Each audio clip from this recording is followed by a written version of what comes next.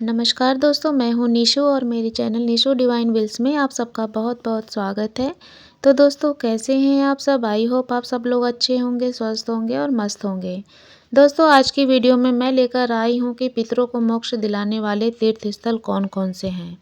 दोस्तों, भारत में कुल 7 मोक्ष प्राप्ति वाले तीर्थ स्थल हैं और इन शहरों की यात्रा करने से इंसान को मिलता है मोक्ष।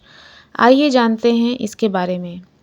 दोस्तों, मोक्ष प्राप्ति के लिए इन 7 शहरों में घूमने जरूर जाएं। धार्मिक मान्यताओं के अनुसार सप्तपुरी में भारत के 7 पवित्र शहर आते हैं, जिनमें अयोध्या, मथुरा, द्वारिका, वाराणसी, हरिद्वार, उज्जैन और कांचीपुरम शामिल है।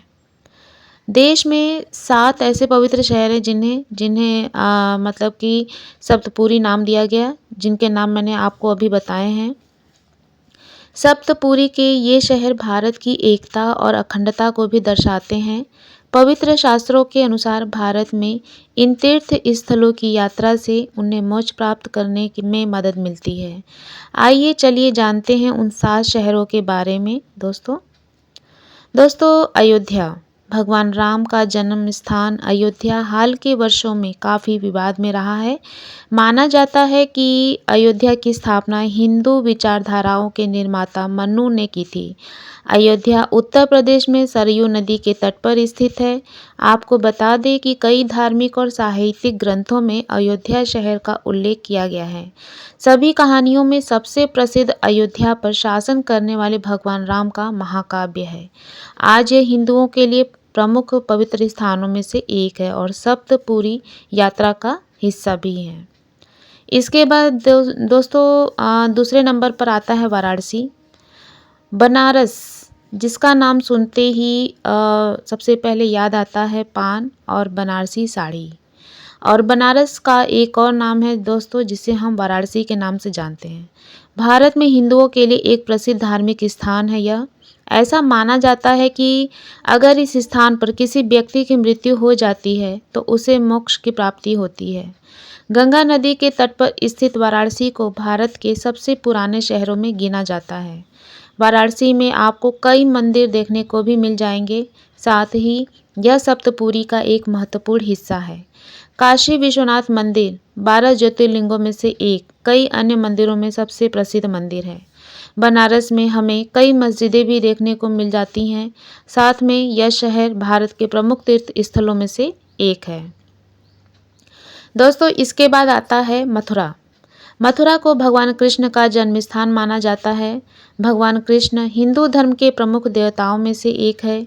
मथुरा को भी भारत के सबसे पुराने शहरों में से एक माना जाता है। यहाँ कई मंदिर हैं और यह वृंदावन और गोवर्धन जैसे अन्य शहरों के पास है, जहाँ माना जाता है कि कृष्ण ने अपना बचपन इन्हीं जगहों पर बिताया था।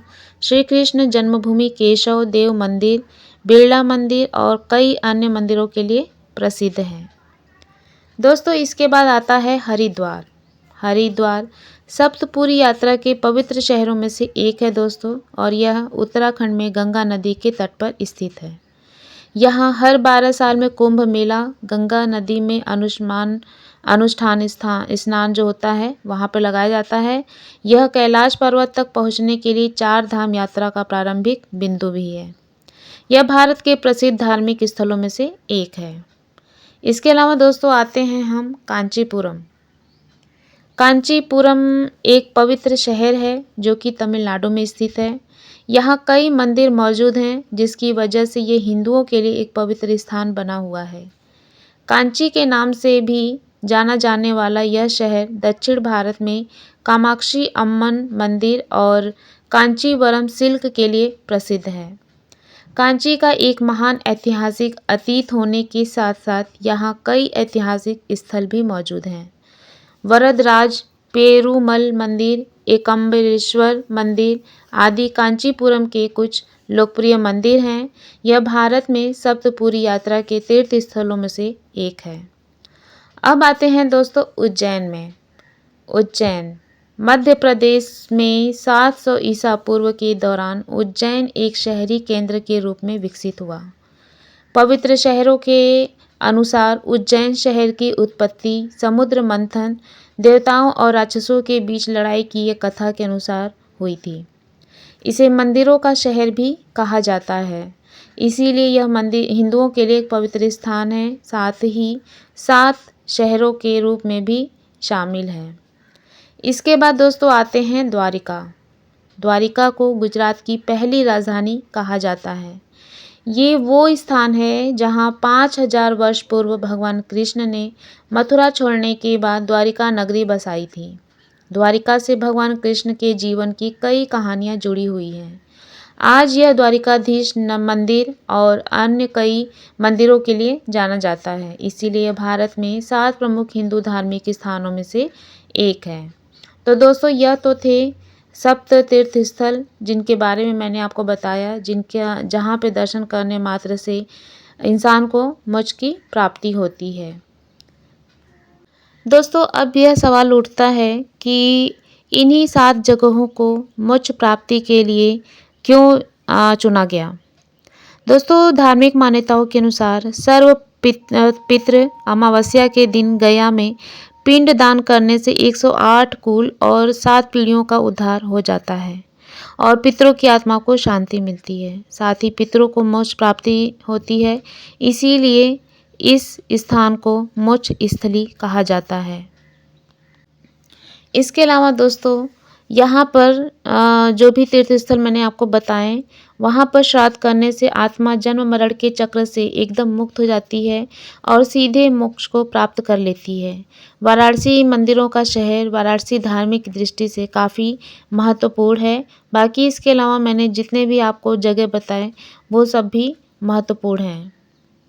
हिंदू मान्यताओं और वैदिक परंपराओं के अनुसार पुत्र का पुत्रत्व तभी सार्थक होता है जब वह अपने जीवित माता पिता की सेवा करे और उनके मरणोपरांत उनकी बरसी पर और पितृपक्ष में उनका विधिवत श्राद्ध करे। विद्वानों के मुताबिक किसी वस्तु के गोलाकार रूप को पिंड कहा जाता है। प्रतीकात्मक रूप से शरीर को भी पिंड कहा जाता है। पिंड दान के समय मृतक की आत्मा को अर्पित करने के लिए जौ या चावल के आटे को गूंथ कर बनाई गई गोलाकृति को पिंड कहते हैं। दोस्तों उत्तर प्रदेश में स्थित प्रभु श्री राम की जन्मस्थली अयोध्या को सप्तपुरी में गिना जाता है। सरयू नदी के तट पर स्थित इस शहर के दर्शन मोक्ष प्राप्ति के लिए जरूर करें। उत्तर प्रदेश में भगवान श्री कृष्ण की जन्मस्थली मथुरा को सप्तपुरी का अहम हिस्सा माना गया है। तो दोस्तों इन्हीं सब जानकारी के साथ अपनी आज की वीडियो को यहीं पे मैं विराम दूंगी। आई होप मेरी आज की जानकारी आप लोगों को पसंद आई होगी, और पसंद आई है तो इसे ज़्यादा से ज़्यादा शेयर कीजिए, लाइक कीजिए और सब्सक्राइब करना बिल्कुल मत भूलिए। दोस्तों मिलते हैं अपने एक नए वीडियो के साथ, एक नए आचार विचार और उपाय के साथ। तब तक के लिए मेरे साथ मिलकर बोलिए हर हर महादेव, जय शिव शंभू।